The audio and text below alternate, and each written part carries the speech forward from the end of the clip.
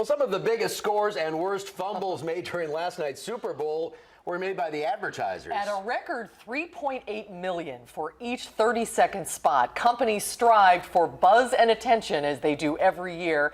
And as it happens every year, Andy Wollman, the president and executive creative director at KW2, is back with us to recap the hits and misses. Good to see you. Another year. Thanks for having me. Year. Thanks for having me. Well, before we go through the winners and losers, what were your overall impressions of this year's group of ads? Well, in ad land, we were all looking at what would happen before the Super Bowl, right? The Super Bowl ad used to just happen during the Super Bowl. And then in subsequent years, people would talk about the ad after the Super Bowl and do more things online. This year was really about dialing up what would happen before the game. There were a lot of great stuff. A lot of ads were released before the game. Budweiser, Volkswagen, they drove up hits beforehand.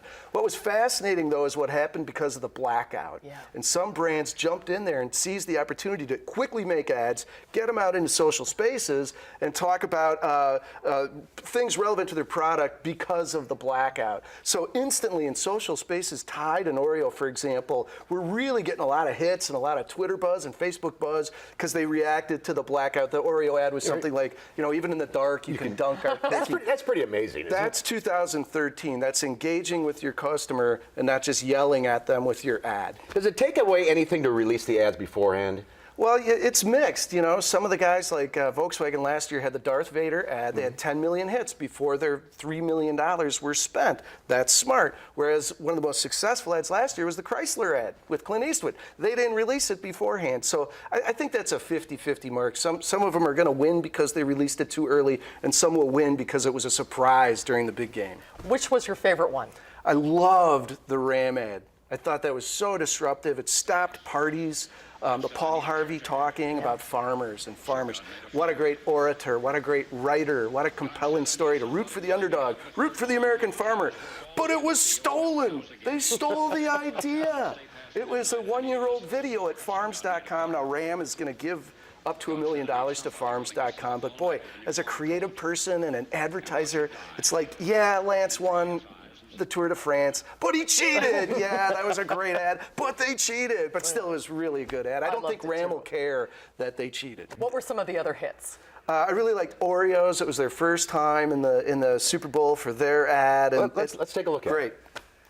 Cream, cookie, cream, cookie, cream, cookie, cream, cookie. I'm calling the cops. You guys have to stop fighting. Great ad. Yeah, super funny. Yeah, what a great joke, in the middle of chaos, keep whispering, keep whispering. That was a funny joke. And Tide with the mystery stain. If they get the phrase mystery stain out there, what a home run for Tide. But that was real funny and a great surprise ending at the end. All over the world are flocking to get a glimpse at what some 49ers fans are hoping could be a Super Bowl miracle. I saw the stare!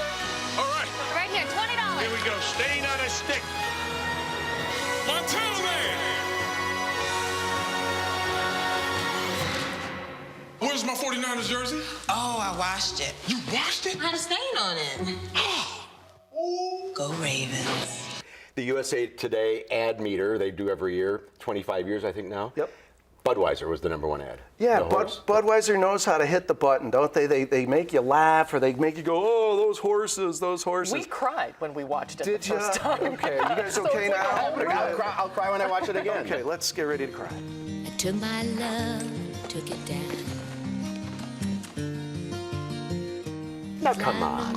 Oh, is it Come over? on, Oh, Andy. yeah, it was so sad. It was this horse who's It a was parade sad. It horse. was uplifting. Yeah, and I saw the officer and a gentleman scene, didn't you, when the horse was running? And that's when America lost it and stuff. But we love our animals. We love the tender thing. I don't know. I didn't think it was a great ad to sell beer. I don't think it was true to the tradition of the Clydesdales. They used to deliver the beer. They used to be route guys, and now they're parade horses, and we're crying over this guy getting reunited Oh, you're with such the a parade purist. horse. You're such a purist. Oh boy, I don't know. But Speaking of heartless, some of the duds. Mercedes going for the teen guy thing, the wonderful pistachio. Didn't we have Gangnam Style to death? They did nothing new with it, and they didn't tell me why their pistachios were the greatest. I thought those were two big, expensive flops. And the GoDaddy Kiss. Well, whereas Budweiser knows how to push buttons, GoDaddy knows how to push buttons. Personally, I didn't like that ad at all. That was just kind of a lot of moms. The sentiment online in social spaces was very negative towards Danica Patrick and the GoDaddy brand. But that's their bit. Just when you think they can't play sex sells, they play it, and here we are talking Here we about are it. talking Yeah, about it. here we're talking about it. GoDaddy. Exactly. All right, a lot of hits and a lot of misses, and the Always Budweiser I think fun. was the best ad of the night. Andy, you're the professional. Thank you guys. Thanks for having me.